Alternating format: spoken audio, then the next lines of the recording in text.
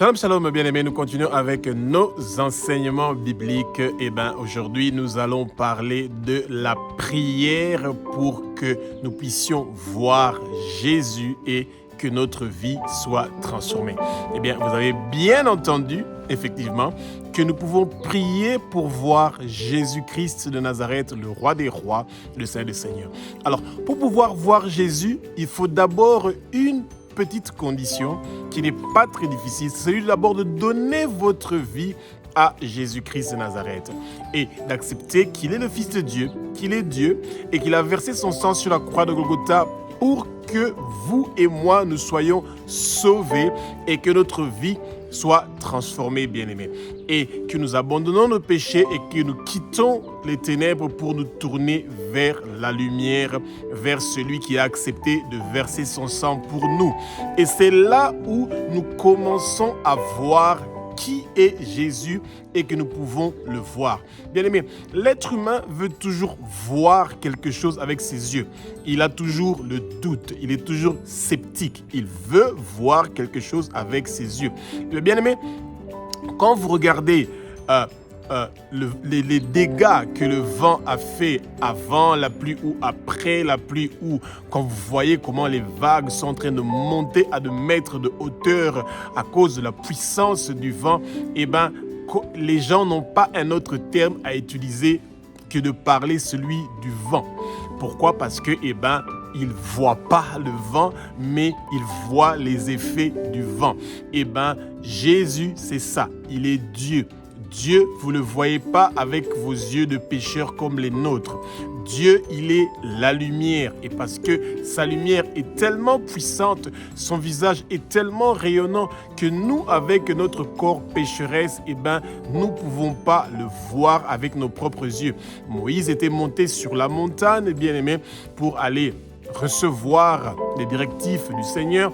Et il a traîné Israël, donc à Exode chapitre 23, et Israël a commencé à s'inquiéter. Il voulait absolument, comme il voyait que les Égyptiens avaient des dieux qu'ils voyaient de leurs yeux, ils voulaient un Dieu qu'ils pouvaient voir avec leurs yeux, bien-aimés. Et c'est comme ça que Aaron les a dit: enlevez tous vos boucles d'oreilles, amenez l'or que vous avez. Et il a fondu un veau d'or pour eux et il les a dit: voici le Dieu qui vous a fait sortir d'Égypte. Bien-aimé, ça c'est une aberration. Jésus, vous voulez le voir. Pourquoi? Parce que vous voulez que votre vie soit transformée. Que le vent qui est en train de souffler, que vous ne voyez pas, mais vous y croyez parce qu'il est en train de faire des dégâts, parce qu'il est en train de faire bouger les arbres, les plantes, les feuilles. Et c'est ça que vous voulez à tout prix. Vous voulez voir Jésus à l'œuvre. Jésus est à l'œuvre. Le fait que vous dormez, vous vous réveillez, vous voyez Jésus. Parce qu'il y a beaucoup qui ont dormi et qui ne se sont pas réveillés pour la simple raison parce que Jésus avait décidé qu'aujourd'hui, j'enlève le souffle de vie et pour toi, ta mission est terminée maintenant. Et bien aimé, c'est dommage si votre mission est terminée avant que vous ayez vu Jésus. Voir Jésus, c'est accepter que votre vie soit transformée. Voir Jésus, c'est accepter de prier avec la foi. Et c'est de vouloir entendre des choses qui vont augmenter votre voix. Voir Jésus, c'est vouloir entendre la voix de Jésus, la voix du Père. La voix du Père, vous l'entendez en lisant la parole à haute voix. Ce que les Saintes Écritures, la Bible est en train de dire, bien-aimés, quand vous lisez ça à haute voix, vous entendez la voix du Père. Et c'est à travers ces paroles que vous êtes en train de lire à haute voix que votre vie est en train de connaître les changements. Et c'est là où vous allez réaliser qu'en voyant Jésus, que vous êtes spécial, que vous avez une puissance spéciale, que vous avez un projet, vous avez un plan. La majorité des gens dans le monde sont en train de vivre leur paradis sur terre. mais vous vous préparez à la vie éternelle. Quand vous avez vu Jésus, ça veut dire que vous avez accepté Jésus comme Seigneur, Sauveur et Maître de votre vie. Vous avez un plan. Vous n'êtes plus un mort vivant. Vous savez où vous êtes en train de partir. Vous savez que vous avez un berger qui vous conduit vers les bons pâturages et qui veut que vous ayez la vie éternelle. Que Saint-Esprit prend le contrôle de ma bouche, que ce que je veux dire, que ce ne soit pas des paroles qui viennent de moi, mais que ce soit des paroles qui sont inspirées par le Saint-Esprit. Et bien, que les écailles tombent comme ça s'était passé avec l'apôtre Paul quand il était arrivé à Damas. Et bien, Ananias avait posé ses mains sur Paul. Et bien, les écailles sont tombées et il a prié pour que l'apôtre Paul puisse être rempli du Saint-Esprit. Et bien, que Actes chapitre 2 du verset 1 au verset 4 commence à s'appliquer maintenant dans votre vie, bien-aimés. Que le vent impétueux du Saint-Esprit commence à souffler dans le lieu où vous êtes. Soyez remplis du Saint-Esprit, bien-aimés, et que vous recevez maintenant la flamme, le feu du Saint-Esprit, et que la lumière du Père commence à descendre dans le lieu où vous êtes, et soyez éclairés par la lumière de Jésus, le roi des rois, le Seigneur bien-aimé. Le Seigneur nous a dit ceci, Jésus-Christ de Nazareth, celui qui a vu Jésus, eh ben, il a vu aussi le Père. Et quand nous voyons Jésus à l'œuvre, lui qui est bon, lui qui est grand, lui qui est saint, eh bien, bien-aimé, ça veut dire que vous avez aussi vu le Père. Et quand vous avez vu le Père, vous voulez vivre dans la sainteté, vous voulez vivre dans la sanctification, vous voulez vous éloigner du péché, vous vous sentez plus coupable, vous vous sentez plus sous la loi, mais vous êtes dans la grâce. Et vous voulez absolument continuer la mission de Jésus-Christ de Nazareth, celui d'amener les âmes à voir Jésus, à sentir l'amour de Jésus-Christ de Nazareth qui est en train de descendre maintenant sur vous, sur votre famille, sur vos activités, sur toutes choses que vous êtes en train de faire. Vous allez voir la main du Seigneur, celui qui est Jéhovah Jireh, qui pourvoit à vos besoins, celui qui vous guérit, celui qui est le shalom, qui apporte la paix, celui que vous plantez la bannière de ce Jésus-là dans votre vie et vous l'appartenez, bien-aimé, sur votre oreille droite, sur votre pouce droit, sur votre orteil droit, eh bien, vous êtes marqué par le sang précieux de Jésus et c'est pour ça que vos ennemis ne peuvent rien contre vous parce que vous avez vu Jésus. Vous avez vu les œuvres qu'il est en train de faire. Il vous protège pendant votre sommeil, il vous réveille le matin, il vous donne de quoi boire et manger. Eh bien, ce Jésus-là, vous l'avez vu. Qu'il apporte la paix, qu'il apporte la tranquillité, qui vous fait sortir dans l'inquiétude, la crainte, l'anxiété. Tout ce que le monde de ténèbres avait prévu contre vous, ils ne vont pas réussir et prospérer parce que vous n'allez pas mourir. Vous allez vivre et déclarer les œuvres de l'Éternel des armées. Et aucun accident ne va vous arriver, bien-aimés. Aucun accident ne va arriver à qui que ce soit de votre famille. Tout ce que le Satan avait bloqué, tout cela est débloqué au nom puissant de Jésus-Christ de Nazareth. Toute maladie et infirmité que le monde de ténèbres avait prévu contre vous, cela ne va pas réussir et prospérer parce que aujourd'hui, vous voyez Jésus. Il est à l'œuvre. Il est le même hier, aujourd'hui et éternellement. Et quand vous avez la foi, vous croyez que vous voulez le voir, dites à Jésus maintenant. Je veux te voir, Jésus-Christ de Nazareth. Manifeste-toi. Montre-moi ta gloire. Je veux voir ta gloire dans ma vie, aujourd'hui, maintenant. Et vous allez voir qu'est-ce qui va se passer dans votre vie. Bien-aimé, votre vie sera transformée à jamais. Au nom puissant de Jésus-Christ de Nazareth. Bien-aimé, Romains chapitre 10 au verset 17 dit que la foi vient de ce qu'on entend. Eh bien, plus vous entendez parler de Jésus, plus vous voulez le voir. Vous avez la soif de le voir. Vous avez la soif de voir ses œuvres. Vous avez la soif d'entendre sa parole. Vous avez la soif de voir ses miracles. Vous avez la soif de voir ses prodiges, bien-aimés. Et c'est ça. Mais de nos jours, les gens n'ont plus la soif de vouloir voir Jésus. Ils ont soif de regarder leurs vidéos sur YouTube. Ils ont soif de regarder leurs vidéos dans les réseaux sociaux. Ils ont soif du sexe. Ils ont soif de l'argent. Ils ont soif de beaucoup de choses, mais ils n'ont pas soif de voir Jésus. Et pour voir Jésus, celui qui est notre berger, comme le dit Psaume chapitre 23, l'Éternel est mon berger. Jésus est le berger. Et pour voir le berger, bien-aimé, il faut reconnaître sa voix. Et sa voix se trouve dans sa parole. Malheureusement, le peuple de Dieu s'est éloigné de la parole. Lire, étudier la parole est devenu quelque chose de lourd, de difficile. Les gens ne réussissent plus à prendre leur Bible et de commencer à étudier pour pouvoir voir Jésus-Christ de Nazareth à l'œuvre. Bien-aimés, quand le vent est en train de souffler, vous voyez les arbres en train de bouger. Vous voyez les plantes en train de bouger et vous savez que le vent est en train d'agir. Bien-aimés, quand vous voyez les malades qui sont guéris, les sourds qui entendent, les aveugles qui sont en train de voir, les muets qui sont en train de parler, les boiteux qui sont en train de marcher, les morts qui sont en train d'être ressuscités, les gens qui étaient des rebelles, des criminels, des voleurs, ils sont en train de changer leur vie est transformée. Et bien-aimés, c'est parce que Jésus est à l'œuvre et ce Jésus-là veut vous utiliser, vous. Pour voir Jésus bien-aimé, vous devez croire que ce Jésus-Christ de Nazareth-là est en train de vous utiliser, vous, pour qu'à travers vous, que les gens puissent voir qu'il est vivant, qu'il existe, parce que les gens ont le doute. Ils doutent que Jésus existe, ils doutent que Dieu existe, ils doutent qu'il y a un paradis, ils doutent qu'il y a un demeure qui est préparé pour eux. Et bien aimé, c'est avec le surnaturel qu'ils vont comprendre, bien aimé, que Jésus est bien vivant et que vous le voyez. Pourquoi? Parce que vous êtes en train de respirer. Si vous respirez, votre cœur est en train de battre. C'est parce que vous êtes sa créature. Vous l'appartenez. Vous ne vous appartenez pas vous-même. Vous ne pouvez pas décider vous-même sur votre souffle de vie. Jésus est là. Il est bien vivant. Et dites à Jésus, je veux te voir. Et Jésus te dit, tu me vois déjà parce que ton cœur est en train de battre. Même quand tu es en train de dormir, ton cœur est en train de battre, tu communiques avec moi, c'est parce que tu me vois. C'est pour ça que tu es en train de communiquer avec moi. Bien-aimés, nous devons absolument chercher à être remplis de la parole du Père.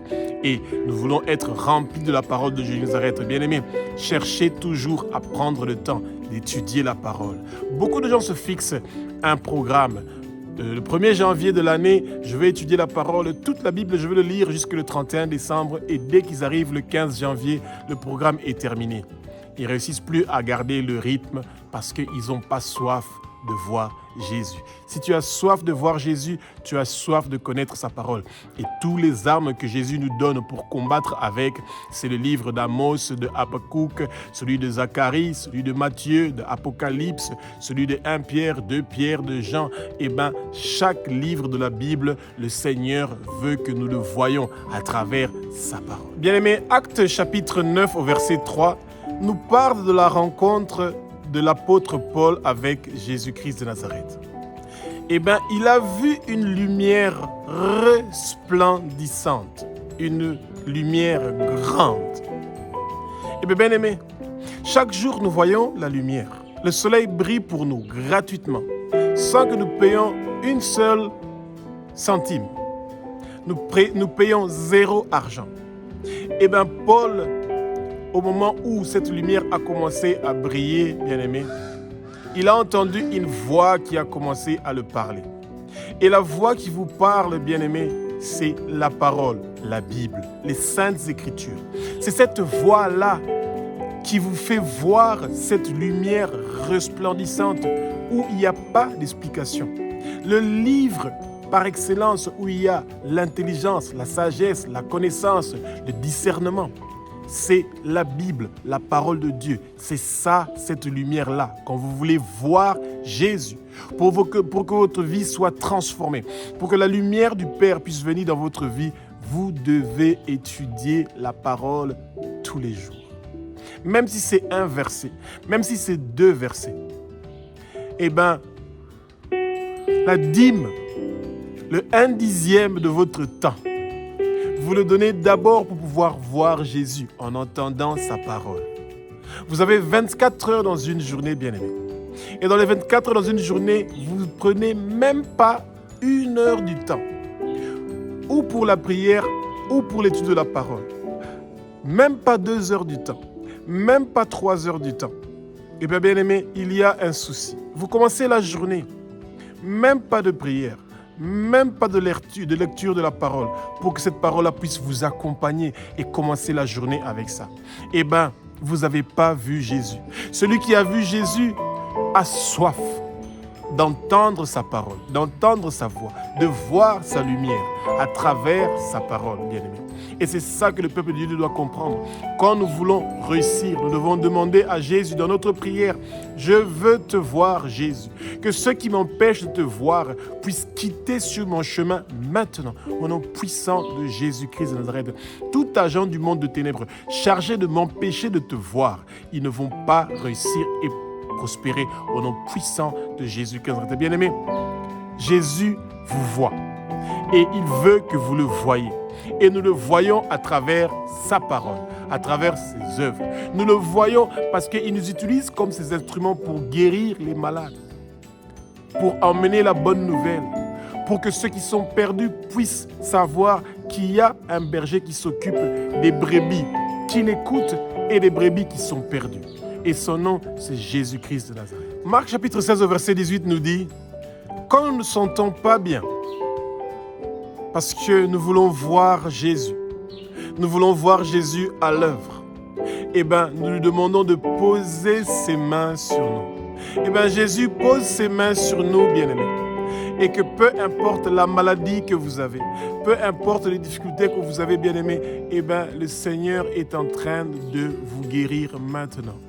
La guérison, c'est pas seulement parce que vous êtes malade, non. Même quand vous avez le doute, il y a quelque chose qui vous empêche de pouvoir croire que vous voyez Jésus. Eh bien, demandez à Jésus-Christ de Nazareth de poser ses mains saintes sur vous et que maintenant vous commencez à voir sa gloire, de le voir à l'œuvre, en train de faire un travail magnifique et merveilleux dans votre vie. Ayez la foi. Que votre foi ne soit pas dérangée, même quand vous êtes en train de traverser des moments difficiles ou des difficultés. Même quand vos enfants sont en train de traverser des moments difficiles ou vous êtes dans des difficultés en famille, ou dans votre travail, ou dans votre entreprise. Eh bien, Jésus est présent et il veut absolument vous serrer dans ses bras. Il veut vous dire, mon fils, ma fille, je t'aime parce que tu m'aimes et parce que tu me vois. Parce que tu me sens. Il n'y a personne qui peut te donner plus d'amour que moi, qui te donne un amour agapé, un amour infini. Et je t'accepte comme tu es. Viens vers moi. Et quand tu vas voir ma lumière, quand tu vas entendre ma parole, eh bien, tu vas confesser tes péchés. Tu vas te repentir. Tu vas abandonner ton ancienne vie et tu vas vouloir vivre une nouvelle vie. Tu vas arrêter de te lamenter. Tu vas arrêter de murmurer, mais tu vas commencer à parler de la bonté de Jésus. Tu vas commencer à parler de la grandeur de Jésus. Tu vas commencer à parler de sa sainteté. Lui qui est saint, saint, saint, l'Éternel des armées. Toute sa gloire remplit la terre. Sa gloire remplit ta vie. Sa gloire change ta vie. Et aujourd'hui, il y a quelque chose qui se passe. Il y a une transformation qui commence. Il y a quelque chose qui est en train de changer dans ta vie. Une transformation commence maintenant parce que tu sens la présence de Jésus, parce que tu le vois à l'œuvre. Eh bien, le Père te veut. Il a besoin de toi. Il veut t'utiliser pour pouvoir continuer la mission de Jésus, de gagner des âmes pour le royaume de Jésus de Nazareth. Que les gens quittent les ténèbres pour se tourner vers la lumière. Cette lumière que nous voyons tous les jours. Eh bien, quand nous avons vu la création de Jésus, nous avons vu le soleil, la lune, les étoiles, la galaxie, l'univers et l'au-delà. Eh bien, nous savons que Jésus est vivant. Et il n'est pas mort. Non, c'est ça que le monde de ténèbres veut vous faire croire. Qu'il est mort. Non, il n'est pas mort. Il est vivant. Il est assis à la droite du Père et il t'appelle aujourd'hui, maintenant. Aie la foi qu'il est là pour toi et pour toute ta famille. Et dans chaque domaine de ta vie, il est là. Et il continue à faire des merveilles, des choses qui sont bonnes, des choses qui sont grandes. Bien-aimés, Jésus-Christ de Nazareth, vous le voyez quand le Saint-Esprit vous assiste. Le Saint-Esprit va vous aider à pouvoir mieux connaître qui est Jésus. Le Saint-Esprit va vous assister à comprendre la parole. Le Saint-Esprit va vous expliquer, quand vous êtes en train de méditer la parole, lire la Bible, le Saint-Esprit va vous expliquer qui est Jésus. Chaque fois que vous allez lire les évangiles de Matthieu, Marc, Luc et Jean, et l'acte des apôtres, eh bien, Jésus va se révéler à vous à travers le Saint-Esprit. Le Saint-Esprit, vous ne pouvez pas le délier de voir Jésus. C'est à travers le Saint-Esprit que vous allez voir Jésus parce que vous allez voir que Jésus est en train de vous parler à travers le Saint-Esprit, qui vous révèle la personne qui est Jésus, qui vous montre son image, sa bonté, sa grandeur, sa sainteté. Et c'est merveilleux, bien-aimés, quand vous demandez au Saint-Esprit de prendre le contrôle de votre vie, que le Saint-Esprit prend le contrôle de vos pensées, que le Saint-Esprit prend le contrôle de vos yeux, qu'une muraille protectrice du feu du Saint-Esprit vous entoure, que tout ce qui veut vous empêcher d'avoir la foi, que Jésus est avec vous, que vous le voyez, et que vous avez reçu le pardon de vos péchés par le sang précieux de Jésus, et que vous aussi vous pardonnez à ceux qui vous ont offensé, bien-aimés. Le Satan n'a plus aucun pouvoir de vous empêcher de pouvoir voir Jésus. Vous allez voir Jésus. Vous avez un objectif, celui d'avoir la vie éternelle. Vous n'êtes pas venu à Jésus parce que vous voulez être riche, parce que vous voulez avoir une maison, des voitures, des biens matériels, vous voulez avoir les choses d'en bas. Non, vous voulez avoir les choses d'en haut. Vous croyez aux choses d'en haut. Vous investissez votre argent dans les choses d'en haut, pas dans les choses d'en bas. Vous investissez votre temps dans les choses d'en haut, pas dans les choses d'en bas. Et c'est pour ça que Jésus est avec vous, bien-aimés. Et qu'aujourd'hui, il apporte la paix et la tranquillité dans votre vie. Sentez la paix. Sentez le repos que le Seigneur apporte dans votre vie, bien-aimés. Ce n'est pas nos autorités politiques qui vont changer votre vie, qui vont transformer votre vie. Non. Eux, ils font ce qu'ils ont besoin de faire. Et nous, nos yeux sont fixés vers celui qui a été crucifié pour nous. Jésus a pris tous vos problèmes et vos difficultés, vos épreuves. Il les a mis sur la croix. Regardez la croix. Regardez l'œuvre que Jésus a fait sur la croix. Et c'est ça qui a apporté un changement, une transformation dans votre vie. Et aujourd'hui, vous recevez ce changement-là au nom puissant de Jésus-Christ. Jean chapitre 8 au verset 31 nous montre que Jésus demeure dans sa parole, dans les évangiles, comme nous l'avons déjà dit. Et quand la parole de Jésus demeure en nous, eh bien, Jésus aussi demeure en nous. Et voir Jésus, c'est accepter d'être transformé. Arrêter notre ancienne vie et commencer une nouvelle vie. Une vie où nous avons la crainte du péché. Une vie où nous ne voulons plus avoir de péché. Une vie où nous voulons servir Jésus-Christ de Nazareth. Bien-aimés, quand vous regardez dans beaucoup des églises où nous partons, on ne voit plus Jésus. Pourquoi? Parce qu'on parle de l'argent. On parle des choses des matériels. On parle des choses d'en bas et on ne parle plus des choses d'en haut.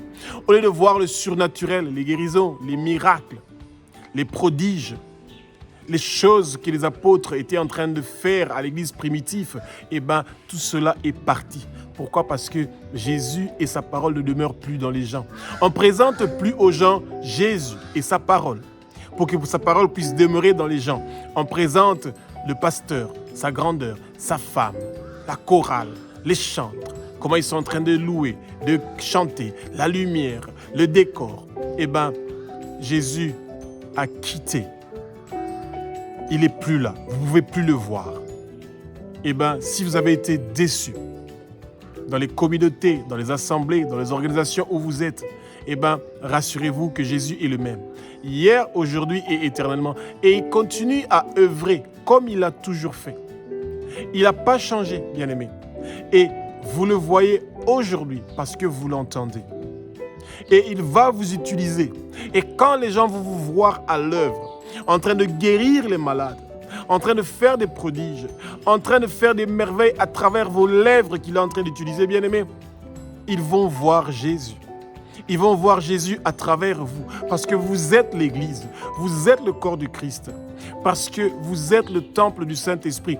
Et quand vous êtes en train de faire les bonnes choses dans votre vie, pour la gloire de Dieu, pour la gloire de Jésus, eh bien, le Seigneur vous sera reconnaissant que vous avez accepté d'être à sa disposition, d'être son instrument qu'il est en train d'utiliser pour que le monde puisse le connaître. Que le Seigneur soit avec vous et qui continue à vous donner la force et le courage de persévérer, de continuer, de ne pas abandonner, de ne pas vous arrêter, parce que le Seigneur veut vous voir grandir. Il veut vous voir meilleur. Il veut que vous continuiez à être meilleur au nom puissant de Jésus-Christ de Nazareth. Beaucoup de gens veulent à tout prix entendre la voix de Dieu. Et ils veulent le voir, bien-aimés. Eh bien, la Bible n'est pas un livre comme tous les autres livres. Non. La Bible est un livre, quand vous lisez ça à haute voix, bien-aimés, vous entendez la voix de Dieu, la voix audible de Dieu. Dieu utilise votre propre voix qui devient sa voix. Quand vous êtes en train de lire la parole, lire la Sainte Bible, lire les Saintes Écritures, eh bien, vous attendez la voix de Dieu. Vous attendez la voix de Jésus-Christ de Nazareth. Celui qui a été ressuscité des morts pour que vous puissiez avoir la vie éternelle. Et c'est pour ça, bien-aimés, que vous voulez toujours sentir chaque jour le besoin de vouloir étudier la parole, de la comprendre et de comprendre ce que le Seigneur attend de vous, de comprendre ce que le Seigneur veut faire pour vous aujourd'hui. Et Jésus est avec vous, bien-aimés. Et il veut absolument que vous faites des bonnes choses pour l'avancement de son royaume, que vous continuez à travailler pour lui. Et il y a une puissance dans le sang de Jésus. Il y a une puissance dans le sang de Jésus. Il y a une puissance dans le sang de Jésus qui est en train de briser les chaînes qui vous empêchent de pouvoir croire que vous voyez Jésus et que vous l'entendez. Que toutes les chaînes qui vous empêchent de pouvoir croire que Jésus est à l'œuvre dans votre vie soient brisées. Que toutes les chaînes qui avaient enchaîné vos pieds, vos mains, vos coups et fermé vos bouches, que ces chaînes-là soient brisées, détruites, démolies au nom puissant de Jésus-Christ de Nazareth. Recevez le feu et la flamme du Saint-Esprit et qu'aujourd'hui, maintenant, quelque chose change et soit transformé dans votre vie au nom puissant de Jésus-Christ de Nazareth.